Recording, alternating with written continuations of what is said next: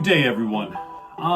Like many of you, for the past few hours, I've been stuck looking at the internet and the news that's happening in Washington right now with the siege of the Capitol building. As I was doing that, there were a number of texts that were coming through from friends of mine. And in one of those texts, I was asked, what are we going to do about this tomorrow in school? And so many of you have been doing this for a while. You've had to live through any number of tragedies or crazy events in your lifetime as an educator.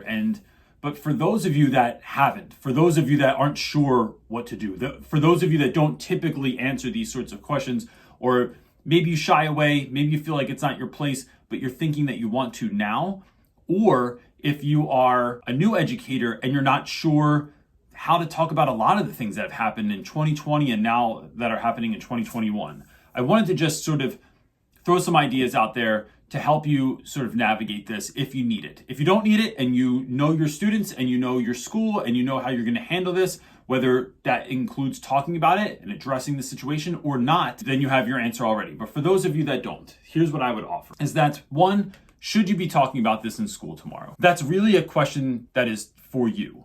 There's a lot of different schools out there. There are a lot of different grades. There are a lot of different schools that might have resources to talk about this sort of thing, or have people come in, or to have someone address it, or maybe they'll address it as a whole. But many times there aren't. I've lived through enough situations and dealt with enough students that I thought we would deal with something as a school and we haven't. And so in those moments, I've just been reminded that I can't count on anyone else to address the situation. I need to know that I am at least trying in my class.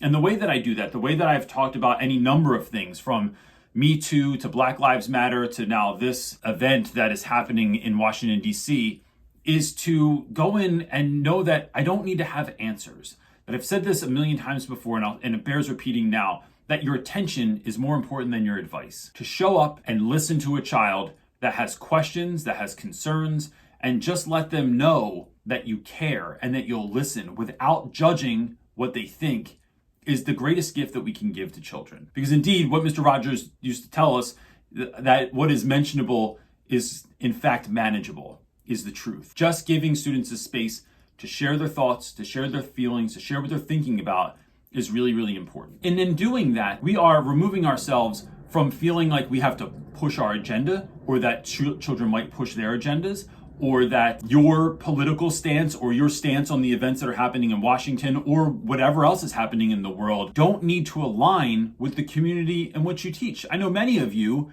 teach in communities where you feel like your political agenda, your religious beliefs do not align with the community in which you work with. But that shouldn't stop us from having the conversation, because what we're not doing is trying to get to an answer. We're not trying to settle any great dispute. What we're trying to do is create a safe space for our young people to be heard, to know that their feelings and their thoughts are valid, to listen to others that might have similar ideas, similar thoughts, similar fears, or to hear from people that have wildly different views on the situation, but to teach those young people active listening skills and to not stop someone when they're saying something that they don't like, to not just shut someone down, to not buy into cancel culture, but instead to listen to someone fully and then let that educate your answer, so that when you retort, you have something to speak to because you listen to someone's full account. So how do you start a conversation like this in class?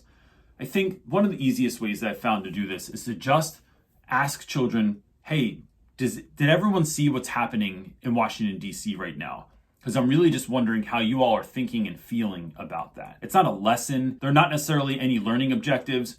You're not dictating, you're facilitating. You're simply there to move the conversation and to create space for students to say what they are thinking and feeling.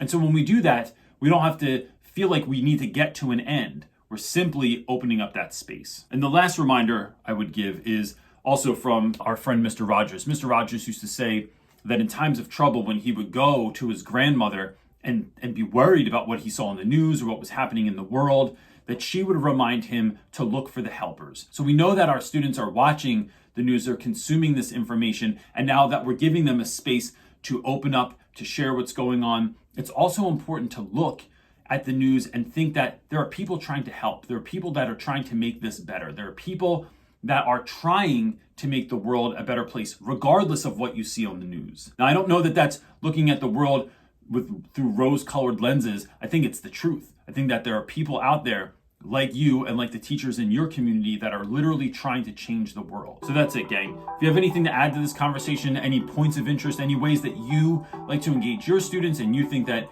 that might be of help to the community at large, please leave it in the comment section below. I'd love to see what you're thinking, and I'm sure that everyone else would too. That's it for now, everybody.